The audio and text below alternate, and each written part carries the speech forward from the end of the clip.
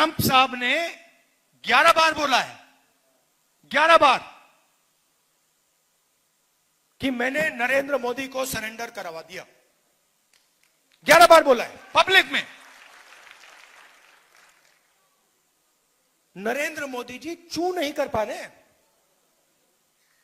नरेंद्र मोदी ये नहीं बोल पा रहे हैं कि ये जो ट्रंप है ये झूठ बोल रहा है। मोदी जी हर भाषण में कहते थे मैं ओबीसी हूं, हर भाषण में। जाति जनगणना के बाद कहते हैं हिंदुस्तान में तो जाति नहीं है। अरे हिंदुस्तान में जात नहीं है तो आप कैसे ओबीसी हो गए? और जाति जनगणना इस कॉन्स्टिट्यूशन, इस प्यारे कॉन्स्टिट्यूशन की रक्षा करने का तरीका है। भाइयों और बहनों, आप सबका यहां बहुत बहुत स्वागत, नमस्कार।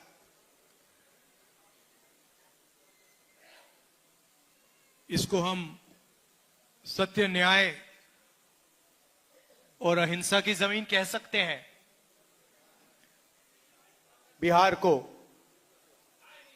कह सकते हैं ना? और नया डेफिनेशन दिया है 21वीं सदी का। पुराना डेफिनेशन सत्य, न्याय और अहिंसा की जमीन, नया definition crime capital of India, Bihar. तो देखिए कहां से कहां पहुंच गए आप लोग। शुरुआत भैया, शुरुआत कहां हुई, आपकी सोच कहां कहां पहुंची। आजकल जापान की बात होती है, कोरिया की बात होती है, चाइना की बात होती है, वियतनाम की बात होती है, मगर उनका जो सोचने का आर्किटेक्चर है वो कहां से आया? वो आप लोगों ने दिया। यहां से, बिहार से सोच गई थी। Tibet, Sri Lanka, Vietnam, Korea, Japan, China.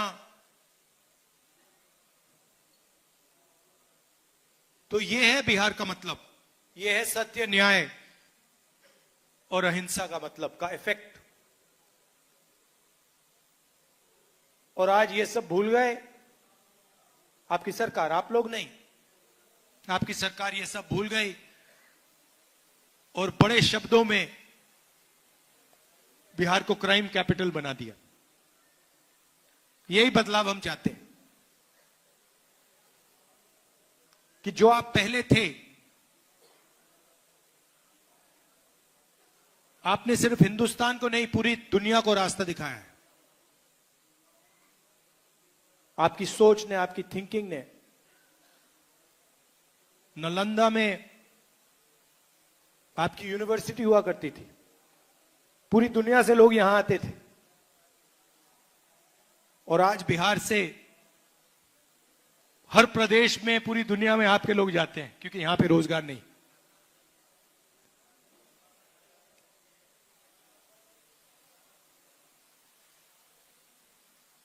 मुझे भी सत्य में इंटरेस्ट है।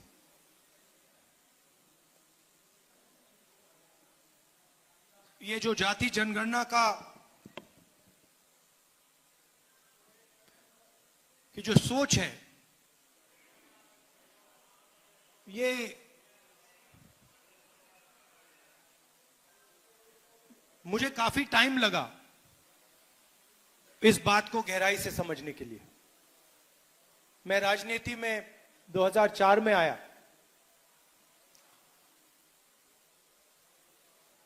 और आस्ते आस्ते एक प्रकार से मेरे परदादा ने डिस्कवरी ऑफ इंडिया किताब लिखी थी ना, तो मेरी भी डिस्कवरी ऑफ इंडिया हुई। और डिस्कवरी ऑफ इंडिया में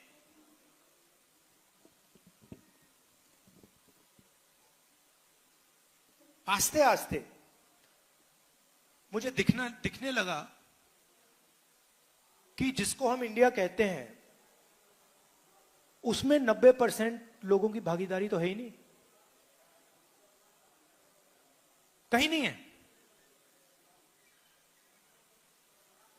कोई भी सेक्टर देख लो आप, यहां पे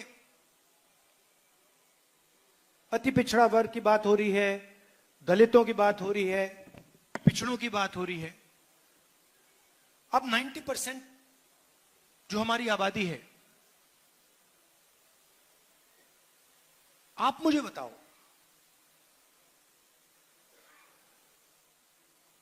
कौन से सेक्टर में आप लोग हो? आप कॉर्पोरेट सेक्टर में हो? 500 सबसे बड़ी कंपनियां हैं, लाखों करोड़ रुपए उनका कर्जा माफ होता है। धड़ाधड़ धड़ाधड़ धड़ाधड़ इंफ्रास्ट्रक्चर के प्रोजेक्ट्स मिलते हैं। बजट में कानून बनाकर एक कानून बदल के उनको उनके बिजनेस को हजारों करोड़ मिलते हैं। मुझे आप 500 में से एक दलित, ओबीसी, अति पिछड़ा, आदिवासी सीईओ का नाम बता दो। एक भी नहीं है।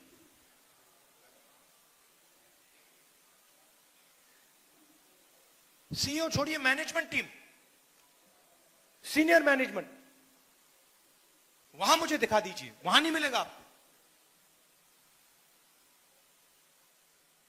पहले सरकारी अस्पताल होते थे, अब प्राइवेट अस्पताल है।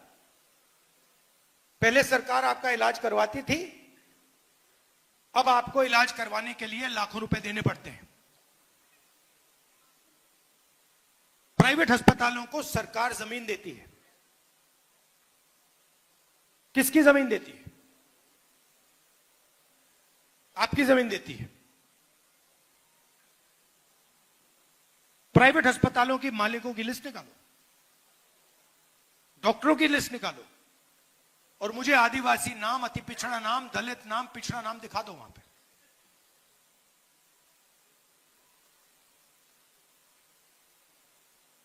ठीक है, आप कहोगे नहीं, हमें कॉर्पोरेट सेक्टर में जगह नहीं चाहिए,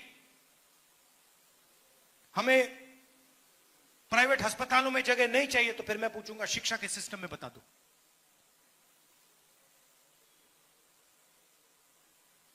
सारे के सारे स्कूल, यूनिवर्सिटी, कॉलेज प्राइवेटाइज, जमीन आपकी,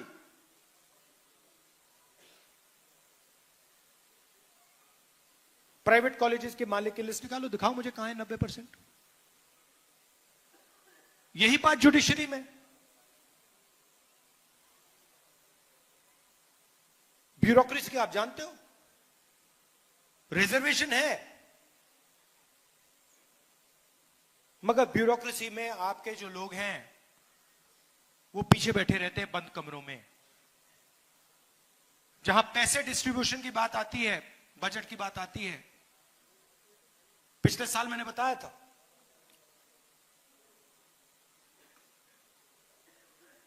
बजट 11 अफसरों ने बनाया, फोटो थी, 90% का उसमें कोई नहीं। बड़ी बड़ी मिनिस्ट्रीज को देख लीजिए,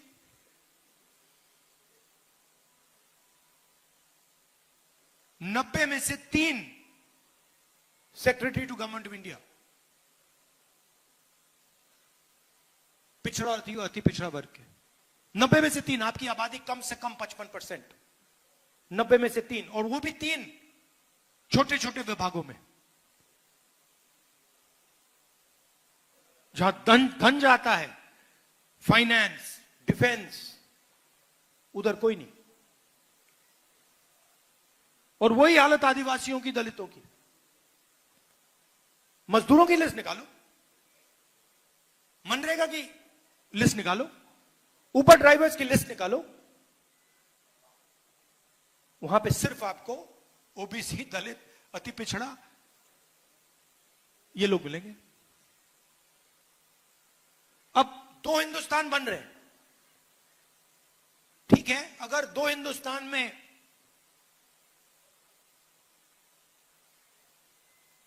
50% आपका कंट्रोल होता और 50% किसी और का, तो ठीक है। मगर आपकी आबादी 90% है और आपका कंट्रोल 5% भी नहीं है।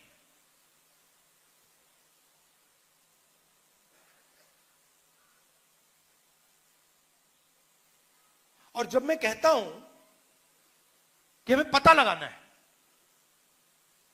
मैंने कोई पॉलिसी प्रिस्क्रिप्शन आज तक नहीं दी है। मैंने आज तक यह नहीं कहा है कि भाई जाति जनगणना के बाद हम क्या एक्शन लेंगे, मैंने आज तक नहीं बोला है। मैं सिर्फ यह बोल रहा हूं कि पता लगाना है कि इस देश में किसकी कितनी भागीदारी है, बस पता लगाना है। आपको चोट लगती है, आपको कभी चोट लगी है? हड्डी टूटी आपकी? किसकी यहां पे हड्डी टूटी है? जब आपकी हड्डी टूटी, को पैर टूटा था, हाथ टूटा था? पैर टूटा था। पहली चीज आप डॉक्टर के पास गए, आपने क्या बोला? डॉक्टर ने आपको क्या बोला? एक्सरे कराना है। अगर आप कहते कि भैया मैं नहीं कराऊंगा, तो डॉक्टर आपके बारे में क्या बोलता? और अगर आपको कहता, आप चाहते भैया डॉक्टर मुझे एक्सरे कराना है, और डॉक्टर कहता मैं नहीं कराऊंगा, आप क्या बोलते? करवाना भाई, कैसे नहीं कराओगे, मेरा तो हाथ टूटा है, पैर टूटा है। मैं सिर्फ ये कह रहा हूं कि मुझे दिख रहा है, मुझे सच्चाई दिख रही है कि हिंदुस्तान में 90% को जबरदस्त दर्द हो रहा है, और ये 90% कहीं नहीं दिख रहा मुझे।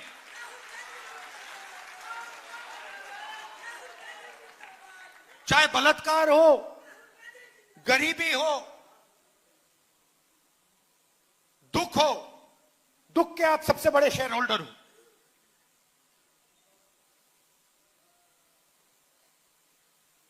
नब्बे % दुख आपका है,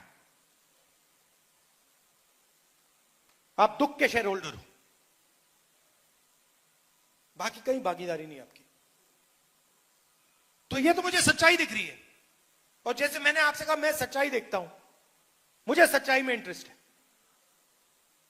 तो मेरे माइंड में आइडिया आया कि भैया देखो पता लगाते हैं ये है क्या, देश का एक्सरे करते हैं। मोदी जी हर भाषण में कहते थे मैं ओबीसी हूं, हर भाषण में। जाति जनगणना के बाद कहते हैं हिंदुस्तान में तो जाति नहीं है। अरे हिंदुस्तान में जात नहीं है तो आप कैसे ओबीसी हो गए?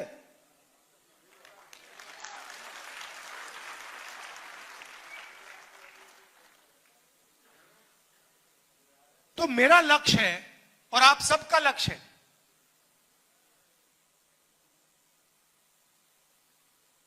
जाति जनगणना। और मैंने लोकसभा में मोदी जी के सामने आंख में आंख मिलाकर कहा कि मोदी जी जाति जनगणना होगा। आप जानते हो उनको सरेंडर करने की आदत है। आप देखो, मैं आरएसएस से लड़ता हूं,